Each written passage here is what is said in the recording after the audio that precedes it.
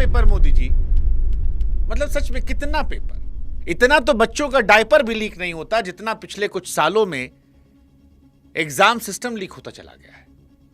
और सच कहें तो डायपर भी एक रात झेल लेता है, लेकिन हमारी परीक्षा व्यवस्था ऐसी है कि एक सुबह पेपर ईमानदारी से सेंटर तक पहुंचाने की जिम्मेदारी नहीं झेल पाती। और ये जो हम कह रहे हैं ये कोई तंज नहीं है, ये हकीकत है। बस नाम बदलता है, पेपर का नाम, जगह का नाम, कहानी नहीं बदलती। महाराष्ट्र में टेट का पेपर लीक हुआ है। इस बार कहानी महाराष्ट्र की है। 28 जून को टीचर बनने की परीक्षा टीईटी होनी थी। एक दिन पहले भिवंडी में पुलिस का छापा पड़ा, पेपर बाहर मिला, परीक्षा रद्द हो गई। अब आप सोच कर देखिए कि जो लोग कल आपके बच्चों को पढ़ाने वाले हैं उन्हीं को चुनने वाला पेपर जो है वो चोरी हो गया। अब कई बुद्धिजीवी कहेंगे कि भैया मोदी जी का इसमें क्या सीन, ये तो महाराष्ट्र का था, फडणवीस का। अरे सरकार, जब डबल इंजन के सरकार के नाम पे वोट, तो जब क्रेडिट आपका तो सवाल किससे? पड़ोस वाले चचा से। आप सोच कर देखिए कि अगर पुलिस को किसी ने जानकारी ना दी होती तो शायद हजारों बच्चे कैसे पेपर पर बैठते जो पहले से बिक चुका है। और ये कोई पहला हादसा नहीं है, ये एक ढर्रा है। हर कुछ महीने में वही कहानी, छापा पड़ता है, पेपर लीक होता है, एफआईआर होती है, मंत्री जी सामने आते हैं, 36 तो कैमरा लगाते हैं और कहते हैं कि भैया जीरो टॉलरेंस, हमारे राज में नहीं होगा। फिर एक जांच बिठाते हैं जो कहीं पहुंचती नहीं और फिर अगला पेपर लीक हो जाता है। और ये सब तब हो रहा है जब देश में छात्रों के हित को लेकर आवाज अपने चरम पर है। ये सरकार को कितना डेंट पहुंचा रही है इसका अंदाजा सरकार को नहीं है, लेकिन बच्चों के साथ इसने बहुत अन्याय किया है। क्योंकि 10 साल में 90 के करीब बड़े पेपर लीक हुए हैं जिसमें करोड़ों बच्चे प्रभावित हुए हैं। इसकी कीमत किसी बड़े आदमी ने नहीं चुकाई है साहब, उस बाप ने चुकाई है जिसने अपना खेत गिरवी रखा होगा, उस मां ने चुकाई जिससे गहने बिके, और उस बच्चे ने जिसने किराए के अंधेरे कमरे में रातों रात पढ़कर बस इतना मांगा था कि बढ़िया से पेपर हो जाए। बढ़िया से मतलब बेईमानी ना हो। लेकिन इन सब की सालों की पूरी मेहनत को एक व्हाट्सएप फॉरवर्ड में जलाकर राख कर दिया गया। इसीलिए आज जब हम मोदी जी से संवाद कर रहे हैं पेपर लीक को लेकर, तो यह सवाल सिर्फ महाराष्ट्र को लेकर नहीं पूछेंगे। ये सवाल पूछेंगे कि भाई कब तक यार, कब तक? अभी नीट की परीक्षा से हम लोग ओवरकम नहीं किए थे, अब टीईटी। आज परत दर परत पड़ताल करेंगे और जो आंकड़े आपके सामने रखेंगे, यकीन मानिए वो आपके रोंगटे खड़े कर देंगे। वो चेहरे भी आपके सामने रखेंगे जो इन आंकड़ों के पीछे खो गए। क्योंकि असली सवाल यही है कि इस खेल में कौन कमा रहा है, कौन मर रहा है, सजा आखिर होती क्यों नहीं है। और इसीलिए आज समझिए कब तक मोदी जी पेपर लीक। नमस्कार, मैं हूं शुभांकर मिश्रा और आज पेपर लीक की कहानी है। हम आप लोग से भी कहेंगे कि भाई साहब थोड़ी देर रुक कर ये वीडियो देखिएगा, क्योंकि सिया की कहानी जब हम आपको सुनाते हैं तो आप बैठ के 15 मिनट 20 मिनट तक सुनते हैं, लेकिन जब किसी ऐसे विषय पर जिसका समाज के एक बड़े हिस्से से जुड़ाव है, लेना देना है, जो लाखों का भविष्य बर्बाद कर सकता है, तो आप लोग को भी उस कहानी में इंटरेस्ट नहीं आता। और ये दोगलापन शायद सरकारों को ताकत देता है, क्योंकि वो जानते हैं कि आज बात निकली कल चली जाएगी। इसलिए आप भी रुकिएगा, सुनिएगा, इस वीडियो को शेयर कीजिएगा, अपनों से बात कीजिएगा और सरकार से आप भी आंख में आंख डालकर सवाल पूछिएगा। हम अपना काम कर रहे हैं। बाकी इसके बाद भी आपकी हिम्मत बची हो तो हमारे व्हाट्सएप चैनल से भी जुड़ जाइएगा। अब कहानी की शुरुआत करते हैं कि महाराष्ट्र टीटी का ये लीक आखिर क्या कह रहा है। सबसे पहले मामला समझाते हैं। महाराष्ट्र वाला मामला समझ लीजिए, क्योंकि अकेला मामला तो है नहीं, पूरे देश का आईना है। तो टीचर बनने के लिए एक परीक्षा होती है जिसका नाम होता है टीईटी। महाराष्ट्र में 4,28,000 से अधिक नौजवान महीनों से इसकी तैयारी कर रहे थे। किसी ने कोचिंग की मोटी फीस भरी थी, किसी ने नोट्स बनाए थे, कोई रात दिन जग कर मॉक टेस्ट दे रहा था। 28 जून को परीक्षा थी, लेकिन उससे एक रात पहले मुंबई के पास भिवंडी में पुलिस को खबर मिलती है कि कुछ लोगों के पास परीक्षा का पेपर पहले से मौजूद है। छापा पड़ता है, सामान जब्त होता है, और जब अधिकारियों ने मिलान किया तो पता लगा कि जो पेपर असली वाला था ये वही पेपर था। थाने में केस दर्ज हुआ। परीक्षा फिलहाल अनिश्चितकालीन समय के लिए हटा दी गई है। अब आप ये सोचिए, इस खबर की विडंबना को थोड़ा महसूस कीजिए कि जिस परीक्षा से आने वाले शिक्षक बनने वाले थे, जो बच्चों को पढ़ाने वाले थे, वही बेईमानी की भेंट चढ़ गए। मतलब जिनसे हम उम्मीद कर रहे थे कि आने वाली पीढ़ी को ईमानदारी सिखाएंगे, वही नकल माफिया की बेईमानी के हाथों फंस गए। और सबसे भारी मार उसी गरीब मिडिल क्लास घर के बच्चे पड़ी जिसके बाप ने उधार लेकर फीस भरी थी। उसके लिए रद्द हुई परीक्षा सिर्फ एक तारीख थोड़ी थी, वो एक और साल होती है, एक और कर्ज होती है, एक और टूटा हुआ सपना होती है। और ये एक साल की कहानी नहीं है। अगर हम आपको आंकड़ों के जरिए समझाएं कि पिछले 10-12 सालों में पेपर लीक का रिकॉर्ड कैसा है, तो आप यकीन मानिए डर जाएंगे। क्योंकि अगर आप में से किसी बुद्धिजीवी को लग रहा है कि अरे भैया महाराष्ट्र में पेपर लीक हो गया, काहे इतना तमाशा कर रहे हैं, तो सांस रोक लो गुरु। पेपर लीक की बात की जाए तो पिछले 10 साल में, यानी 2014 में जब से हमारे मोदी जी आए, तब से 2023 के बीच में अगर हम एक रिपोर्ट आपको बताएं तो पेपर लीक के 90 मामले सामने आए। और ये 2023 तक का बता रहे हैं, आगे की कहानी नहीं है। इनमें 48 परीक्षाएं दोबारा करानी पड़ी है, 22 तो होने के पहले रद्द हो गई हैं और बाकी में बस FIR दर्ज करके बाद दबा दी गई। अकेले CBSE की लीक से करीब 67 लाख बच्चे प्रभावित हुए। और राज्यों का तो हाल और खराब है। और ये वो राज्य हैं जहां पर बीजेपी की सरकार है, इसलिए हम कह सकते हैं कि हम सीधे ऊपर सवाल पूछ रहे हैं, क्योंकि पूरा सिस्टम गड़बड़ है। बाकी राज्यों में भी होता होगा, लेकिन जो बड़े राज्य निकल कर आए, जिसमें उत्तर प्रदेश का नाम है, मध्य प्रदेश का नाम है, राजस्थान का नाम है, बिहार का नाम है, ये सब बीजेपी शासित राज्य हैं। और ये छोटी मोटी परीक्षाएं नहीं हैं। 2015 में डॉक्टर बनने की राष्ट्रीय परीक्षा AIPMT रद्द करनी पड़ी। 2018 में CBSE के 10वीं 12वीं पेपर लीक हुए। 2021 में राजस्थान का रीट घोटाला हुआ। 2022 में बिहार का BPSC रद्द हुआ। सबसे बड़ा भूचाल तो आया नीट परीक्षा को लेकर, जो डॉक्टर बनने का सपना देखने वाले हर बच्चे की परीक्षा है। 2024 में हजारीबाग और पटना पेपर लीक हुआ। करीब 155 बच्चों को नाजायज फायदा मिला। मामला CBI के पास गया, वहां से सुप्रीम कोर्ट गया। फिर 2026 में नीट परीक्षा एक बार फिर लीक शक के चक्कर में रद्द हुई और पूरे देश में दोबारा करानी पड़ी। अगर आप सरकारी नौकरी की परीक्षा की बात करेंगे तो 2024 में यूपी पुलिस भर्ती का पेपर वायरल हुआ। एक झटके में 48 लाख बच्चों की मेहनत पानी में चली गई। अब आप सोचो, 48 लाख लोग थे उसमें। दुनिया में कितना सारा देश होगा जहां पर इसकी आबादी होगी। अगर रिपोर्ट्स की माने तो आपको जानकर हैरानी होगी कि बीते 10 सालों में 6 करोड़ से ज्यादा बच्चे हैं जो उसकी चपेट में आए हैं, और उसके बाद भी पेपर लीक। 6 महीने पहले भी यही कह रहे थे, आज भी यही कह रहे हैं, और फिर 6 महीने में अंदर देखिएगा फिर कहेंगे पेपर लीक। और ये 6 करोड़ हो सकता है सरकारी आंकड़ों में एक नंबर हो, लेकिन ये 6 करोड़ अधूरे सपने हैं। और इसीलिए हम मोदी जी से बार बार पूछ रहे हैं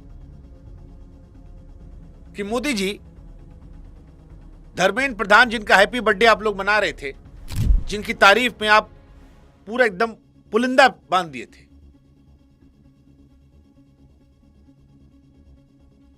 कब तक पेपर लीक? हाँ ठीक है, इस वाले में आप कह देंगे इसमें फडणवीस साहब थे, लेकिन वो भी तो आपके अपने भाई। आप लोग तो पंचायती चुनाव में भी कहते हैं कि हमारा सरकार सेंट्रल में है, तो नीचे दोगे तो हम उसको भी काम कर देंगे। तो यहां पर आप पिंड नहीं हटा सकते। अब सवाल है पेपर लीक होता कैसे है। आज हम आपको बड़े आसान शब्दों में समझा देते हैं, क्योंकि बहुत सारे लोगों के मन में सवाल आता है कि इतनी सुरक्षा के बावजूद पेपर लीक कैसे होता है। तो देखिए, एक पेपर आपके हाथ में एग्जाम सेंटर में पहुंचने से पहले एक लंबा सफर तय करता है। पहले पेपर कोई बनाता है, फिर वो छपता है, फिर ट्रक में लादकर शहर शहर सेंटर सेंटर पहुंचता है, और परीक्षा से 1-2 दिन पहले उस शहर में रख दिया जाता है। बस इसी प्रोसेस में एक कमजोर कड़ी काफी होती है।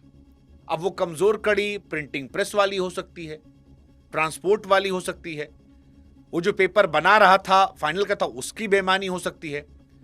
कुछ करना नहीं है, मोबाइल से एक फोटो खींचिए, व्हाट्सएप पर फॉरवर्ड कर दीजिए, आगे पेपर जा रहा है, लाखों बच्चों की मेहनत एक क्लिक पर बिकने में तैयार। और अगर आपको लग रहा है कोई शौकिया चोरी है, तो ये नहीं है। पूरा धंधा है, संगठित धंधा, बहुत मोटा पैसा इसमें है। रिपोर्ट्स कहती हैं कुछ पेपर एक एक उम्मीदवार से 12 से 15 लाख, कहीं कहीं तो 50 लाख रुपया भी खर्चा होता है। जैसे नीट का पेपर था, उस पर तो यह आरोप लग रहा था कि 50-50 लाख रुपए में बिका है।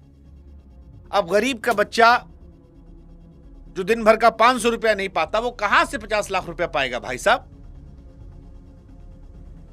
वो बच्चा तो पढ़ लिख के अपना तैयारी कर रहा था कि भाई साहब पढ़े लिखेंगे, काम हो जाएगा हमारा। आसान शब्दों में कहें तो पेपर लीक जो है वो सीधे सीधे पैसा देके मेरिट खरीदने का बाजार है। और हैरानी की बात यह कि इस बाजार के सौदागर पकड़े जाते हैं, फिर भी बच निकलते हैं।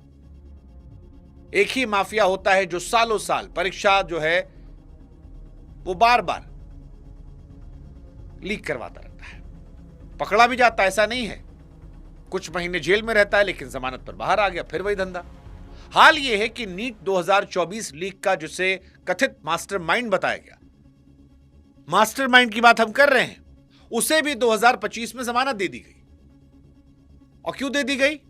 क्योंकि जांच एजेंसी जो थी वो समय में चार्जशीट दाखिल नहीं कर पाई। हालांकि कौन सी बड़ी बात है, हमारे यहां तो पहाड़ से गिराने के बाद भी लोग जमानत लेकर बाहर चलाते, इतना बढ़िया कानून हमारे यहां है। हाँ, देखिए आप लोग को मजा आ गया। यही चकल्लस वाली कहानी आप लोग को सुनने में मजा आता है। लेकिन अगर बच्चों के हित की बात करें तो नहीं मुस्कुराएंगे, नहीं शेयर करेंगे, नहीं कहानी सुनना है। अरे भाई, वहां एक मरा था, इतना तकलीफ हुआ था, यहां कितने बच्चे मर गए। मेहनत करने वाला बच्चा सालों साल फंसा रहता है और लूटने वाला कुछ महीनों बाहर। और अगर इसकी गंभीरता आपको समझ में नहीं आ रही तो आज पेपर लीक ने बच्चों की जान और मन पर क्या कहर ढाया है, यह हम आपको समझा देते हैं। क्योंकि अखबार में सिर्फ आंकड़े छपते हैं, हेडलाइन आती है कि आज पेपर लीक हुआ, लेकिन एक बार उस बच्चे की जगह आप खुद को रख कर देखिए कि आप बिहार, यूपी कहीं से आते हैं और 2-3 साल दिल्ली, कोटा या किसी बड़े शहर में रहकर माँ बाप से दूर किराए के छोटे से कमरे में सुबह उठकर कोचिंग, दोपहर में पढ़ाई, रात को फिर पढ़ाई। उधर माँ बाप आपके गांव में खेत गिरवी रख रहे हैं, कोई गहना गिरवी रख रहा है, कोई तनपेट काट कर आपके लिए पैसा जमा कर रहा है, कोई ईएमआई ले रखा है। और इन सब के बीच बच्चे के सिर पर हर वक्त एक बोझ है कि भैया निकाल लेना है ताकि घर परिवार का दुख खत्म हो जाए।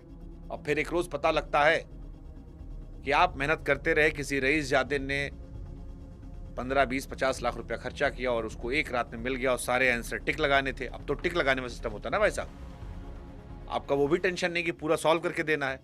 आपको पता लग गया पहले का सी था, दूसरे का बी था, तीसरे का डी था। जय श्री राम। उधर जो बच्चा 2 साल से तैयारी कर रहा था, उसके साथ कांड हो गया। और ये जब कांड होता है तो ये सिर्फ मानसिक तौर पर नहीं होता है, ये कई बार जानलेवा भी होता है। उसकी वजह है सीट कम है, सपने देखने वाले बच्चे ज्यादा है। मिसाल के तौर पर नीट में हर साल 22-23 लाख बच्चे बैठते हैं। सरकारी मेडिकल की सीटें मुट्ठी भर है। नौकरियों का बुरा हाल है। हमारे देश में सरकारी नौकरी मतलब तुम्हारा शादी हो जाएगा, माँ बाप का इज्जत समाज में बढ़ जाएगा, जिंदगी भर तुम रुतबा कर लोगे। ऐसे बच्चे को लगता है यार कि हम एक गरीब घर परिवार से आते हैं, हमारे घर परिवार की उतनी इज्जत नहीं है, माँ बाप परेशान बैठे हैं, अगर सरकारी नौकरी मिल गई तो माँ बाप का बुढ़ापा अच्छा निकल जाएगा, हमको सुंदर सी बीवी मिल जाएगी, हमारा जवानी बुढ़ापा जो है वो मजे में कट जाएगा। इसलिए बच्चे को लगता है कि एक मौका है, नहीं निकला तो जिंदगी खत्म। और इसी डर का फायदा वो माफिया उठाता है। और जब माफिया पेपर लीक करवा तो जानते क्या होता है, बच्चा अपनी जान दे देता है। और ये हम हवाबाजी में नहीं कह रहे हैं, सरकारी आंकड़े कहते हैं साहब, 2024 में 14,000 से ज्यादा छात्रों ने आत्महत्या की। 14,000 छात्रों ने आत्महत्या की। आप गिनती गिन के देख लीजिए। यह हमारे देश का भविष्य था। 14,000 नंबर, ये आपको डराना चाहिए। 14,000 सपने थे। कितने अपने माँ बाप के अकेले होंगे, और अकेला ना भी हो, मान लो 4-5 लड़का भी हो यार, तो लड़का, बच्चा तो बच्चा, बिटिया तो बिटिया। आपके हाथ में 5 उंगली काट के थोड़ी ना फेंक देंगे कि आपको फर्क नहीं पड़ेगा, पड़ेगा ना भाई। तो जिसने 9 महीना पेट में रख के निकाला होगा, उसके सोचिए क्या हाल होगा। 14,000 बच्चे मर गए। कोचिंग की राजधानी कोटा कहते हैं, कोटा में 2023 में 2 दर्जन से ज्यादा बच्चे चले गए। हालांकि ये सारी मौत पेपर लीक से नहीं है, इसमें पढ़ाई का दबाव भी है, फेल होने का डर भी है, घर के हालात भी है, कई बार अप्रत्यक्ष तौर पर परीक्षा टल जाना जिम्मेदार है। आधा लड़का लोग तो इंतजार करते करते रहता है। बाकी छोड़ो, हमारा खुद का भाई 1.5 साल बैठा रहा, पेपर कब आएगा। जब डेट आए पता लगा कुछ गड़बड़ हुआ, आगे बढ़ गया, अब दूसरे डिपार्टमेंट में नौकरी कर रहा है। तैयारी किसी और चीज से करते, एग्जाम कुछ और देना पड़ता है क्योंकि हिसाब किताब नहीं है। और पेपर हो गया तो भी पक्का यकीन नहीं है कि जो नकल करवाया वो कैसे होगा। और सब कुछ सही रहा तो प्रभु भर्ती नहीं निकालते हैं। रेलवे वाला अब तक रो रहा है कि भैया भर्ती निकाल दो, भला हो जाए हमारा। सारे सरकारी डिपार्टमेंट जो है वहां कम से कम लोगों में चलाए जा रहे हैं, क्या सोचकर पता नहीं। इसीलिए परीक्षा का टलना, रद्द होना, महीनों की अनिश्चितताएं आग में घी डालने का काम करती है। और हमारे यहां बाकी काम मां बाप कर देते हैं। अब मां बाप की गलती नहीं भाई, तनपेट काट के दिए हैं तो आपसे कहेंगे कि भैया पढ़ लेना, और उसका इतना प्रेशर बच्चे पे जाता है कि उसको लगता है यही जिंदगी है। कहीं गलती से बरहम फेल हो गए, कोचिंग में नहीं निकाल पाए, आईटी नहीं निकला, तो उसको लगता है कि अरे अब क्या मुंह दिखाएं घर पे। सब कोई सिया की तरह थोड़ी होता है कि एक जवान लौंडा मार दे उसके बाद भी मटक के चल रही हूं, मुंह पे कपड़ा बांधे जैसे कौन सा मेडल जीत के आई है। कमजोर होते यार। गरीब घर के आने वाले लोग इरादों के मजबूत होते हैं, लेकिन परिवार को लेकर कमजोर होते हैं, और वो कमजोरी कई बार जिंदगी छीन लेती है। एक रिसर्च बताती है कि जब परीक्षाएं टलती हैं और नतीजे लटकते हैं तो नीट से जुड़ी आत्महत्याएं 1 साल में लगभग दुगनी हो जाती हैं। और इस साल का एग्जाम्पल ले लीजिए, ताजा नीट विवाद का एग्जाम्पल बता रहा हूं मैं। परीक्षा रद्द होने के 1.5 महीने में रिपोर्ट के मुताबिक 10 से 13 बच्चे चले गए। इस साल की कहानी बता रहा हूं आपको मैं, पुरानी भी नहीं। और कहिए तो नाम लेके बताते, यूपी के लखीमपुर खीरी का 21 साल का ऋतिक, नागपुर की आकांक्षा चतुर्वेदी, जिसकी आखिरी चिट्ठी उसकी मेडिकल की किताब के बीच में मिली, जिसमें उसने बस इतना डर लिखा था कि दोबारा परीक्षा से पता नहीं वो कैसा कर पाएगी, होगा नहीं होगा। कोई अहमदाबाद में रीटेस्ट से कुछ घंटे पहले, कोई सीकर में, कोई दिल्ली के किराए कमरे में। ये सब लड़के अब नहीं है इस दुनिया में। और इन आंकड़ों को भी पल भर के लिए किनारे रख दीजिए। एक उदाहरण देते हैं आपको। राजस्थान के एक गांव में एक पिता है जो खुद कभी स्कूल नहीं गए, एक अक्षर नहीं पढ़े। उनका बेटा डॉक्टर बनना चाह रहा था और इसी चक्कर में उसने जान दे दी। बेटा नहीं है, अब वो अनपढ़ बाप अपने बेटे की केमिस्ट्री किताब उठाता है, उस फॉर्मूले पर उंगली फेरता है जो वो कभी नहीं पढ़ सकता क्योंकि उसको नहीं आता, और फिर किताब को अपने सीने से लगाकर वो फूट फूट कर रोता है क्योंकि यही किताब उसका बेटा पढ़ रहा था। अब ये किताब उसकी आखिरी निशानी, इसमें क्या लिखा उसको कुछ नहीं पता। और ये नंबर नहीं है, ये किसी के बेटे थे, किसी की बेटी जो पीछे छूट गए। और माँ बाप ने बस एक बात कही, कब तक हमारे बच्चों को मारोगे यार। साला एक पेपर तुम नहीं करवा पाते हो यार ढंग से, घंटा तुम विश्वगुरु बनोगे, क्या करोगे तुम, कब तक मारोगे। और फिर कह रहे हैं, यह हालत तब है जब पूरे देश में छात्र चिल्ला रहे हैं, छाती पीट रहे हैं। कॉकरोच जनता पार्टी क्या कर रही है हमको नहीं पता, लेकिन अगर सरकार यह सोचे कि 22 मिलियन बच्चों ने कॉकरोच नाम के एक रैंडम पेज को समर्थन दे दिया, तो उसका मतलब था कि बच्चे सरकार से दुखी हैं। जंतर मंतर पर वो कोई नौटंकी करे, लेकिन एक सच ये है कि बच्चे मर रहे हैं। और इसलिए अब जो कोई बच्चों का आवाज उठाएगा हम उसको समर्थन देंगे, चाहे उसमें 10 एजेंडा अपना वो घुसेड़ ले। हमको कॉकरोच जनता पार्टी के बहुत सारी चीजों से उलझन थी। हमको लगता था कि अनर्गल बातें बहुत सारी हो रही हैं, बच्चों के अलावा हो रही हैं, लेकिन अगर 1% ही बच्चों की बात हो रही है तो मुझे लगता है हम सबको समर्थन करना चाहिए। क्योंकि अगर आप सरकार से नहीं सवाल पूछेंगे तो सरकार कैजुअली लेती है और लेने के बाद फिर कहीं घटना आती है। तो 10 मुद्दे जिनसे इत्तेफाक नहीं भी रखते हैं, अगर एक मुद्दा वहां इत्तेफाक रखते हैं तो शायद वो इन बच्चों की जान बचा ले जिनका नाम मैंने लिया। क्योंकि जब मेहनती बच्चे भीतर से टूट रहे हो, पेपर बेचने वाले खुलेआम घूम रहे हो, तो सरकारी चूक नहीं है ये धोखा है नौजवानों के साथ साथ। और सरकार वो तो जवाबदेही देती नहीं। सरकार तो हर बार कहती है ना, कोई पेपर आप उठा लो। आज 10 साल में मैंने आपसे कहा कितने पेपर लीक हुए, 6 करोड़ से अधिक बच्चे प्रभावित हैं। हर बार का एक डायलॉग है, जीरो टॉलरेंस है सर। पर जीरो टॉलरेंस कितना खोखला है इसकी हकीकत आपको दिखाते हैं। जिस वक्त बच्चे लीक से टूटकर जान दे रहे थे, पेपर लीक से, उसी वक्त राजस्थान के एक मंत्री कहते हैं बड़े आराम से कि पेपर लीक कोई बड़ी बात नहीं है। आप सोचिए कि जिनके हाथ में बच्चों का भविष्य, उनके लिए छोटी सी बात है। पेपर लीक सुधार के नाम पर परीक्षा कराने वाली एनटीए संस्था बनी। 2024 में कानून आया जिसमें पेपर लीक करने वालों को 10 साल की जेल, 1 करोड़ का जुर्माना। यह सुनने में तो बड़ा बढ़िया लगता है, लेकिन जमीन पर कानून बनने के बाद लीक रुकी नहीं। क्योंकि कानून बना देना और कानून लागू कर देना 2 अलग अलग बातें हैं। कानून तो रघुवंशी के लिए भी था जो मेघालय से पटक दी थी अपने पति को, घूम रही है ना बाहर। और 1 करोड़ रुपया, अरे जिस देश में एक एक पेपर लीक होने पे 50 लाख रुपया लोग देने को तैयार हो सरकारी नौकरी के लिए, वहां पर 1 करोड़ रुपया जुर्माना आपको लगता डराएगा सर उस आदमी को? उसको पता है भाई 4 आदमी को पेपर लीक कर दिया, आराम से दे देगा यार। और 4 तो होते नहीं। जहां पर 22 लाख, 26 लाख, 28 लाख लड़के पेपर दे रहे हो और कुछ हजार सिलेक्शन होना हो, वहां अंधा पैसा जाता है। 2015 के बाद से परीक्षा धोखाधड़ी के करीब 148 मामले आए। और आपको जानकर हंसी आएगी, रोना आएगा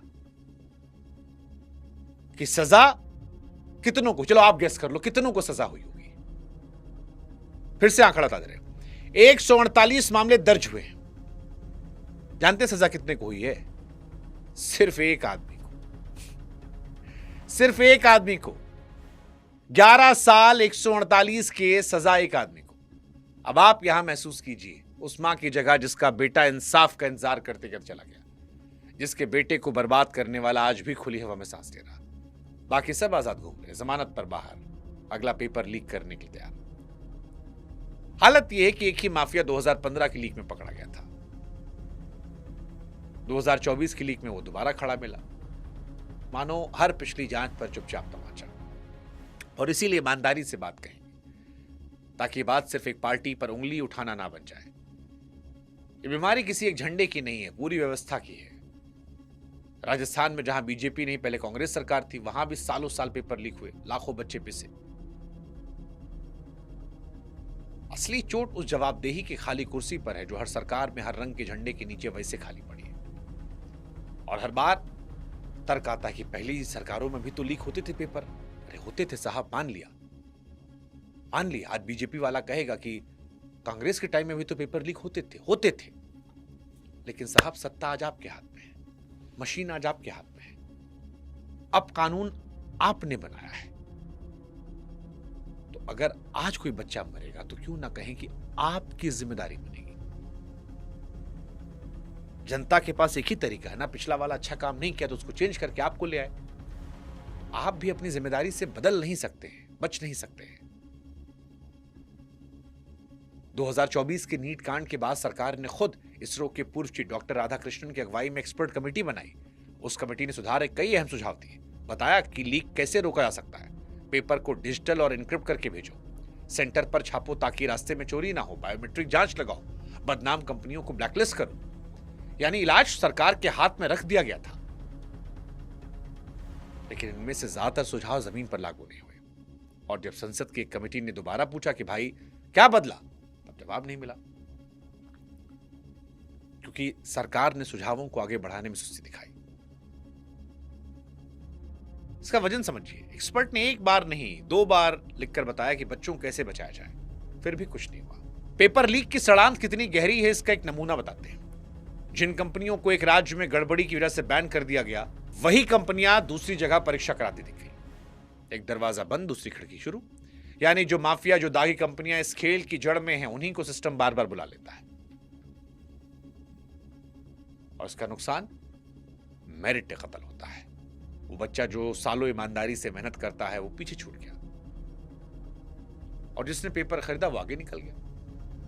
और ये बात नहीं है, सच्ची कहानी है। यूपी के किसान का बेटा हर्ष सिर्फ 6-10 नंबर से सरकारी मेडिकल सीट से चुका। उसके बाप ने कर्ज लेकर, जमा पूंजी लेकर पढ़ाया था, और हर्ष आज तक कहता पेपर लीक ना हुआ होता तो मेडिकल कॉलेज में होता।